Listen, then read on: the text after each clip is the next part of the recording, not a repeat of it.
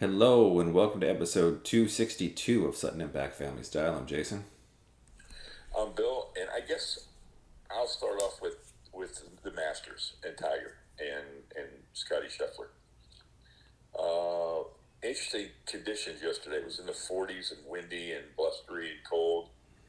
I am impressed that Tiger Woods has walked 3 rounds. I mean, his score has increased every day, which is you'd expect for a guy that hadn't played in a couple of years and is walking the course for the first time in 2 years. Um, his off the tee, he's awesome. His irons are awesome. Yesterday he couldn't putt. I mean, he had 4 putts and 3 putts yesterday, so that didn't help him. But I think it's a really good story that he's competing and he's got a good attitude. He's got a little bit of humor. I think he's more likable now than he's ever been, and people are rooting for him, and it's nice to see. On the other hand, Scotty Scheffler is just playing amazing, and he's won like the last 3 times he's been out, and he's got a 3-stroke lead going into the Aussie with the bad mullet, Cameron Smith, going into the final round today. He's 9 under, and Cameron Smith 6 under. This is going to be interesting. Cameron Smith really is good. He's had 2 of his 3 rounds under 70, as has Scheffler. So we'll see what happens. They're playing together, and interesting. And then Scheffler's an interesting guy. He said, if I win this tournament, it changes my golf life, but it doesn't change who I am, what I believe in, what I value, what's important to me. And he doesn't get flustered. He doesn't get emotional. He doesn't get flappable. So, I mean, he's really good. So we'll see what happens. Yeah. I'm the one lone holdout that was never a big Tiger fan in America, but it seems like he once again has captured the imagination of sports fans everywhere. So good for golf and good for him, right? Yeah. So, but weather's supposed it's in the 30s right now in Georgia, but it's supposed to get 75 with not much wind. So it's supposed to be a much, much better day to play. Well, that's nice. So we'll see that. So I'll be switching on and off between that later on this afternoon and watching my horrible Pirates. You just can't quit And him. my Pirate moment is, and I'll get it out of the way, that they did sign Brian Hayes to 8-year, $70 million contract, buying out his first couple of years of free agency and buying out his arbitration. So let's see if they add anything to go with him. But here's my sport business moment. The Pirates are offering opening day tickets, limited number, for $4.12. I saw that. And, as a sport marketer, I just don't think you need to do that on opening day. And my response was to my friends, I said, you know what? It's the 50th anniversary of Clementi's death. I would have offered a $21 opening day ticket with a collectible Clementi hat or a free drink on a house where everybody could toast Clementi. Ooh, that's way And better. I would have think you would have sold them out that way. Yeah, because But that's good PR. I mean, I think you'd get a little net. I mean, maybe Sports yeah, Center even talks about you at that point. yeah. But $4.12. What do you do the next day? 42 cents, or 41 cents because it's 4113. You can't round up, so it's 41 cents. I mean, it's when you put that kind of a number on something, you really devalue it. And I talked to Alan, those guys, and he told me that he's never seen it this bad for people that really have no interest in the Pirates. Yeah, well, I mean, I still kind. I mean, I know they had the little run with McCutcheon, but I mean, in my lifetime, now it's been a long time. Like you had the early Barry Bonds skinny years and the McCutcheon years, and other than that, they've been in a constant rebuild for Well, they've 40 lost years. had a losing season 25 out of the last 29 years. Yeah, So and four good seasons in 29 years. again, it seems like every time they get a player that they start to build up, they've either missed and over evaluated, or they trade them for more future picks and more future picks. Yeah, And again, you look at a team like the Rays, who are a similar market as far as size goes, and they've been putting competitive teams on the field, and other teams, the A's and things like that. Like, and the Pirates just aren't doing it. Like, I don't know why you would be a fan. And the Cardinals are just as small market as the Pirates, and they're one of the most successful teams in baseball history. Yeah, and then you've had notoriously cheap owner at different points, and Yeah. yeah, I really would. I would have loved to have seen if they would have let Mark Cuban buy the Pirates, when he wanted to, Or Michael Keaton. or Michael Keaton. I mean, a you get a really exciting owner, which probably generates a little bit of buzz, and then I don't know what Michael Keaton would be like as an owner, but I know Mark Cuban would spend money and find ways to make the team competitive or interesting. I think he's proven that with his sports Michael ownership. Keaton would energize the market because he would be at a lot of games. Yeah, Be excited, Oh, well. and he could have things where he would be like, "I'm Batman," and it would show up with a bat. Let's stay on a Pittsburgh moment and the mystifying death of Dwayne Hoskins. Yeah, very tragic. Very tragic. Huge loss, 24 years old. They showed that clip when he was 7 years old in the Ohio State locker room, said he wanted to be a quarterback at Ohio State. And, nobody knows why he's out walking on a restricted highway trying to cross traffic near the Fort Lauderdale airport at 6:30 in the morning when it was still dark. Yeah, it doesn't make a lot of sense. It doesn't make any sense. I mean, I don't know. You and I talked offline. I don't know if he was trying to get to the airport and couldn't get an Uber, and he was trying to get his early flight or whatever he was trying to do. But I don't know, and they don't know. So we'll have to stand by and see what happens. But anyhow, big loss, tragedy. He's only been married a month. And I really feel like it seemed like Tomlin and the coaching staff really liked him. Now, Everybody liked him. There's some very nice comments on him. Yeah. Ben Roethlisberger, Chase Claypool. I mean, said he had a great attitude. And again, he was a legit first round talent that just went to in a bad situation in Washington. Clearly wasn't mature enough or physically in shape enough, and it seemed like he was kind of getting his shit. Now, granted, I didn't have a lot of faith in him becoming the Steelers starter this year, No. but it seemed like he maybe was turning his career around to be at least 10, 15-year backup, with spot starts here and there, like a Geno Smith. And who knows? And who knows? Somebody gets hurt. Yeah. And he's not playing. He's on your taxi squad. And somebody wants to pick him up. That can happen. Yeah, because the Steelers also inexplicably keep 3 quarterbacks on their roster every year, which none of the real winning teams do. So I've never understood that. I mean, and now they're down to 2 because he's done, and Josh Dobbs signed with the Browns. Yeah, and I get having 4 for camp and 3 for preseason, but I don't think you keep 3 quarterbacks on your active roster. It's the most difficult position to find in football, and you're lucky to have 1. You definitely don't have 3. And I just feel like the guy that's your third quarterback should be, an extra wide receiver, extra defensive back, extra D-line, extra O-line, like most teams do. Bill Belichick would never keep 3 quarterbacks. No, so like I asked you offline, does this change if you're Kevin Colbert? Does this change your draft now that you lost your number 3 quarterback? And like I told you, he seems, when you listen to interviews, it seems like one of the one thing he wanted to do walking out the door was leave the Steelers with their quarterback of the future. And that makes me nervous for this draft. Because I don't think that I mean, I'd love to be proven wrong, but it just doesn't seem like that guy's in this draft. And let other teams... I really don't think they're going to take a quarterback. I mean, let other teams gamble on Malik Willis and take Kenny Pickett, No, I think they'll take I think they might take a wide receiver in the first round, and if not, I think they'll take a defensive lineman. As we discussed offline, the Steelers have 2 wide receivers right now that have had any on-field experience with the team, and that's free agent to be next year Deontay Johnson, who has decided not to work out with the Steelers, but instead work out with Mac Jones of the Patriots, and Chase Claypool, who I don't know what to call him. I would say a B-.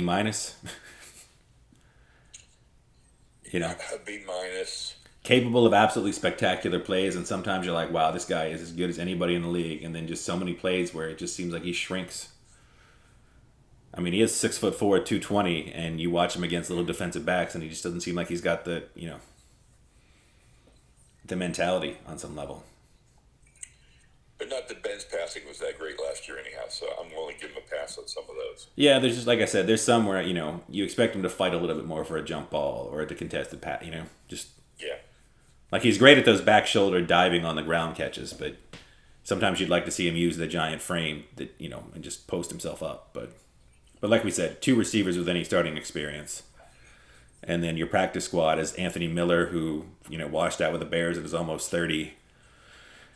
and the kid who I can't remember his name out of Hawaii who was coming off a knee injury but was pretty good, but probably not more than a third wide receiver. So, and we both like the So our Dotson. first pick is Johan Dotson, right? Yeah, that's the one I like. Based on That's who I like. when you look at projections in the draft of where guys are going to fall, like I think he looks like a great Steeler wide receiver. And it's an offensive game, and you need some game breakers. So, and we're both saying that we would be okay trading Deontay Johnson. As crazy as that sounds, considering we just said we need wide receivers. Yeah, I just don't think he's consistent enough. He's going to want big money. He's not going to be happy. And someone's going to give him Somebody's big going to money. pay him. Yeah. And if you let him walk, the best you're going to get is a third round pick. So if somebody comes at you with a 2 or somehow a 1 this year, then you got to say, okay, cool. Yeah. I'd be calling Aaron Rodgers and saying, hey, you can have this dude. I think that makes a lot of sense. Or the Patriots, because like I said, the Patriots are phenomenally bad at drafting wide receivers for whatever reason. And if he's, got a rapport with Mac Jones, give Mac Jones a weapon. Yeah, And we'd be perfectly happy sending him there. absolutely. And I think, Absolutely. the other draft buzz is that we're going to get 3 or 4 quarterbacks. So they're talking Matt Corral and Desmond Ritter, and just how much did one game kill Desmond Ritter? Well, the one game was against Alabama, so. Yeah. But I mean, Ben played terrible against Iowa. Josh Allen played terrible against also Iowa. When you have less firepower and less athletes across the board, like it's going to be tough to really show out. And I guess my last bit of draft news is despite the fact that last year, before the draft, I told you in the future I wanted Malik Willis to be a Steeler, and that was before this Yes. last season, I've soured now. I've looked at some of the advanced metrics, which I know I've been anti-advanced metrics in the past, but if you have a 2 QBR against the pass rush and you played a lot of, less than great competition, that's a little scary. There's never been a Especially when you're in a division with the Ravens, the Bengals, and the Browns. Yeah, because there's never been a quarterback who I think has been under 20 coming out of college has been successful, and he's at a 2. And, when you add up all that, some of the other raw stuff in the competition, just not for me anymore. It's been crazy. I mean, we've seen him pick the Steelers at 20. We've seen him picked by the Lions at 32. And the hot rumor yesterday was the Lions were going to take him at 2. Yeah. So, I mean, there's been so much. I think every year there's a lot of smoke screens and a lot of mock drafts and a lot of other things. This year with the quarterbacks, I don't ever remember being this crazy. No. Where they were so all over the board. Well, I mean, it is the most difficult position to draft. I mean, Yeah. I mean, I've seen the Steelers trading up out of the second round to 32 to take Desmond Ritter. I've seen that. I like that better than them trading up with the Giants at 5 to take Willis ahead of the Panthers. I don't like that. No, I don't think they would do that. That's too much capital for them to give up. Yeah. Well, they're saying in a draft like this, they might be able to move up for their 1, their 2, and their 4, which again is just too much to give up for a project quarterback, Yeah. If Matt Corral was available to them in the second round, if they traded up to get him in the second round, I'd be happy with that. Yeah. If it was him or Ritter, I like both those guys as, potential second round quarterbacks. But again, like we discussed last week, and I think maybe even other weeks, like if you look at how loaded the quarterback position in the AFC is, you're going to need a guy that can make the big play in at least 2 playoff games. The years of Eli Manning's and Flacco's winning the Super Bowl is pretty thin. Like usually the best quarterback comes in and makes a couple plays that other guys can't make. Yeah. And if you're going through Mahomes, Russell Wilson, Josh Herbert, Joe Burrow, Lamar Jackson, Deshaun Watson, Trevor Lawrence, you go down the list, like it's pretty crazy right now. It's insane. There's a lot of quarterback talent out there. Yeah. Well, let's switch to the association, as they say on ESPN. Okay. Playoffs starting this week, playing games. I got to tell you, I'm going to root for the Timberwolves in the play-in in the West. Okay. I like Karl Anthony Towns. I like the kid from Georgia that was the number 1 pick. Anthony Edwards, the Ant-Man. Anthony Edwards. Yeah. Yeah, I like them. I'd like to see Minnesota. I like to see something nice happen in Minnesota, given that they're a team that if you looked on, if you could build an outstanding playoff team with all the guys that they had that are on other rosters right now, Yeah, you definitely could. and that's sad. So I'm hoping that a glimmer of hope for the fans in the market, and a glimmer of hope for my friends in that organization. Well, the other team to root for in the playing They're game going to play is the Clippers in the first game, yeah, but they are the 7, so they get the advantage of the other game, right? right. And then you get the Pelicans, who, rumors of Zion returning. Well, I saw Zion talking to Ja last night at the game. Yeah, So, um, I don't think the Grizzlies can make the NBA Finals, but they're still my dark horse. If I was going to pick somebody other than Phoenix to come out of the West, I'm going to pick Memphis over Golden State. I think so. Golden State just seems like they can't seem to get it all together all at once, And they're still dinged up. and they're still dinged They've up. been dinged up all year. They've been dinged up last year. 2 years have been dinged up. Yeah, they've. And maybe those guys are just getting to the point in their career where they're going to get dinged up.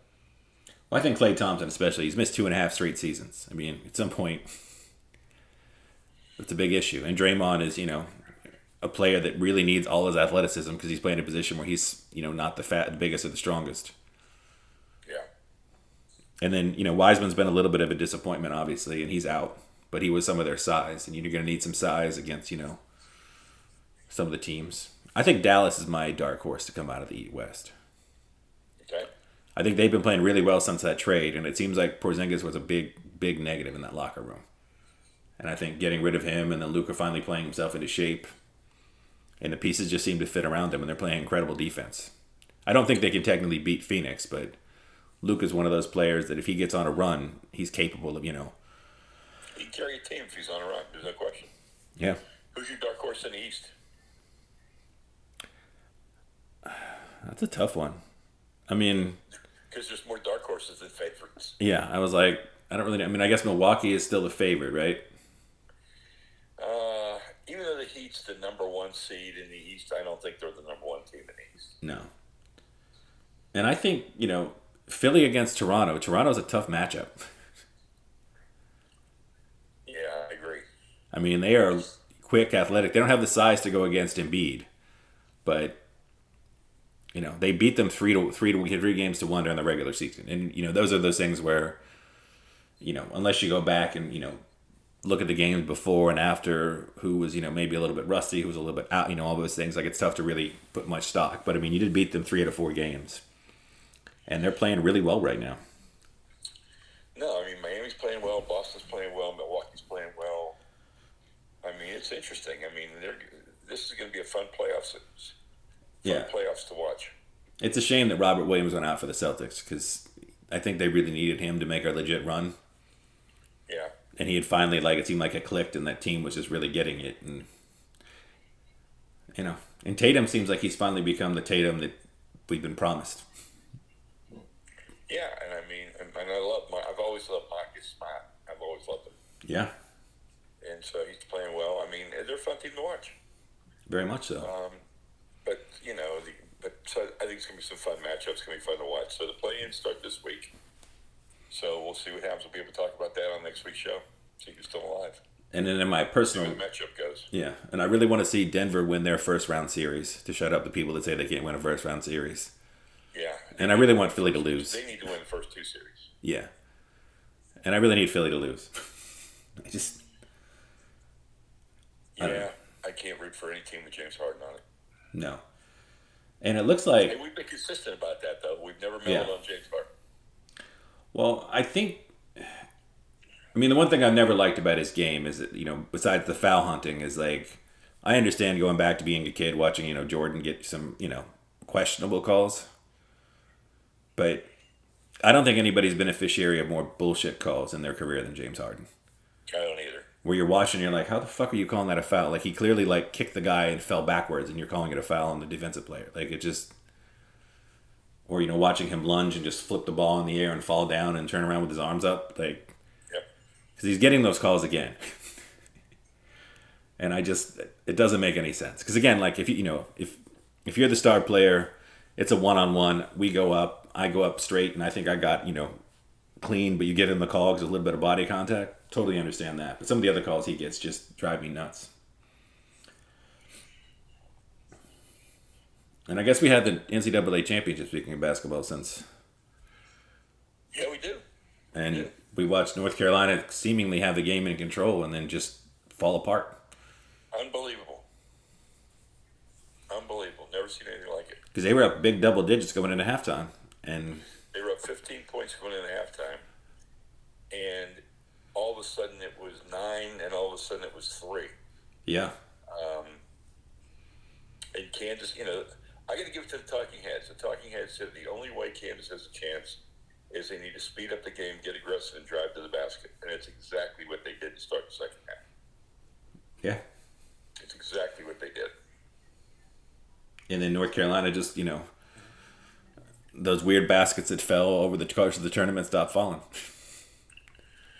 Yeah, and then the South Carolina team, we said, but they were just too good physically for anybody to match up with them. That was a wire-to-wire championship. Very much so. I think that might have covered sports, right? I want to talk about my baseball moment. Okay. Noah Syndergaard on the mound yesterday for the Angels. 5 innings, no runs, 2 hits. My hope for comeback player of the year. I like watching him there. I like for Trout and time to have some pitching behind him. They lost their first 2 games to the Astros and then won yesterday. So now they're 1-2. But I'm rooting for the Angels and Syndergaard to have a good year. Yeah.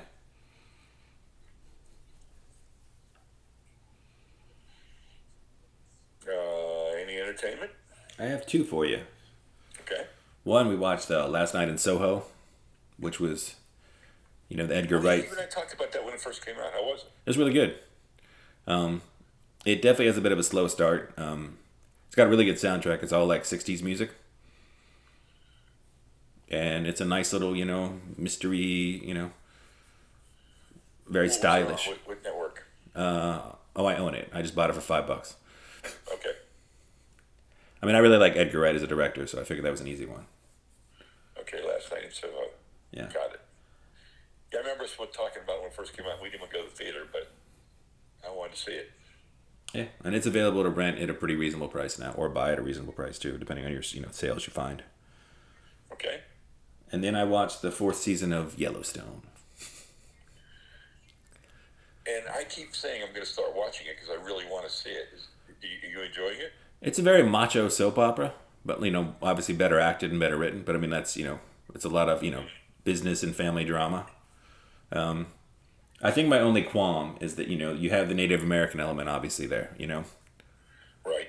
and they keep trying to put the Kevin Costner sort of, even though despite the fact that he owns the land that the Native Americans want, they keep trying to make him like sort of the good white guy. Yeah. Where it's like he's still, he's fighting for what Montana should be, and keeping these giant businesses out, trying to turn it into like Vail 2.0, which is we have enough Vail 2.0. We do need some just open, open range spaces, which is great. But